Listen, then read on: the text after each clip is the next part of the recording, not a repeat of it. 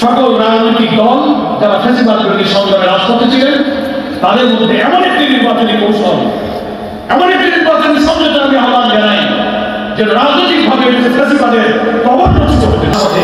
ফ্যাসিবাদ বিরোধী আন্দোলন করেছিলাম, হাজারো সহস্র জনতা যাদের জন্য জীবন দিল, প্রায় 40,000 লোকের আহত, ক্ষত বিক্ষত, চোখ নেই, কান নেই, পা নেই, মগজের মধ্যে বই নিয়ে এখন অসুস্থ কাটাচ্ছে।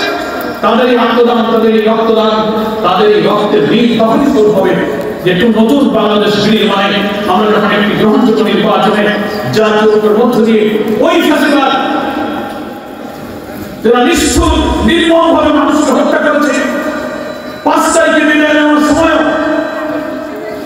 মানুষদের খুন করেছে, সেই মৃতদেহকে আগুন দিয়ে পুড়িয়ে জ্বালিয়ে ছাই করে দেশের মানুষকে হেলিকপ্টার চালিয়ে সরকারি বাহিনী হেলিকপ্টার দিয়ে মানুষকে গুলি করে সেই দেশের মানুষকে হত্যা করে দুনিয়ার ফ্যাসিজমের ইতিহাসে সে ঘটনা বিরল।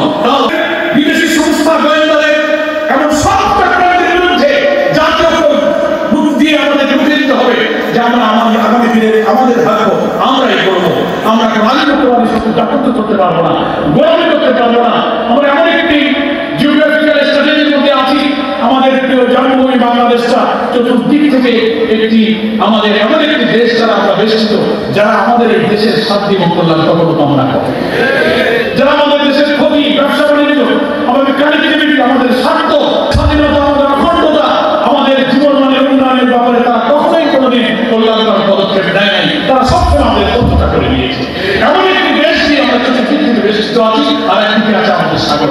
আমাদের পাশে কোনো মুসলিম কোনো বন্ধু রাষ্ট্র আমাদের নেই। যে অন্তর্বর্তীকালীন সরকারের প্রধান প্রফেসর ডক্টর মোহাম্মদ ইউনূস সাহেব সহ যারা রাষ্ট্র উপদেষ্টার দায়িত্বে আছেন, তারা তো এই ক্ষমতা নিজেরা চেয়ে নেন, জনগণ আকাঙ্ক্ষা করি তাদেরকে নিয়ে এসে বসিয়েছে নাকি বলেন। ফলে উপদেষ্টা পরিষদকে এটা উপলব্ধি করতে হবে যে আমরা এসেছি এদেশের গণমানুষের আকাঙ্ক্ষার প্রতিফলন হিসেবে।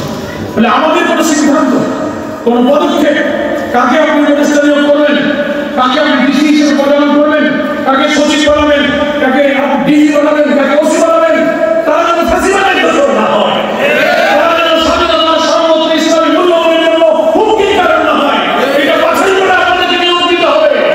তাহলে আমাদের বোঝা গেল আপনি বসেছেন যে গণ আকাঙ্ক্ষার ভিত্তিতে রাষ্ট্র শাসন করতে এসে আপনি সেই গণ আকাঙ্ক্ষা ভুলে গেছেন। এটা মনে রাখতে হবে।